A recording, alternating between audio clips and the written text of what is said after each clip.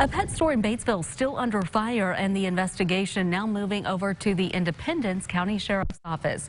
We first told you about the Complete Pet store earlier this month, as customers were saying their pets died just days after buying them. Jessica Ring joins us in studio, and Jessica, with more concerns coming out, customers are pushing for something to be done. Yeah, Mallory, that's exactly right. I spoke to one couple from Batesville who says now they lost more than just a pet, but an entire business. They're calling for the store to be shut down, now pushing for legal action.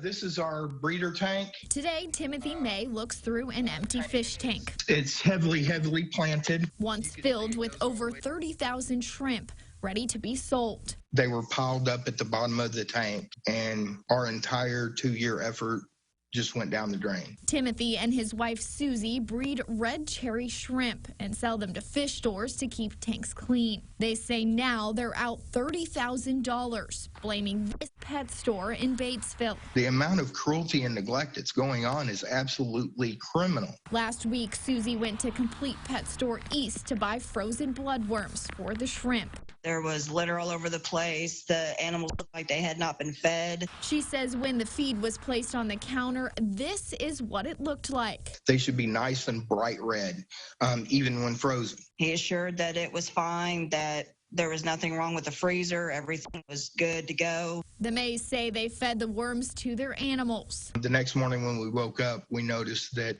all of them had died. We spoke to 2 other customers this month who had similar complaints about the store.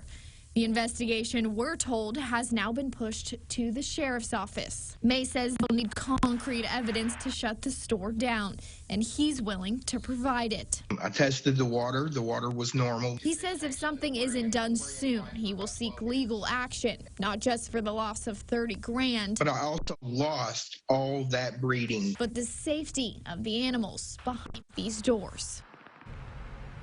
Now, the sheriff's office says this is an ongoing investigation, and if you have any information or evidence, you should be contacting them and turn it over to them.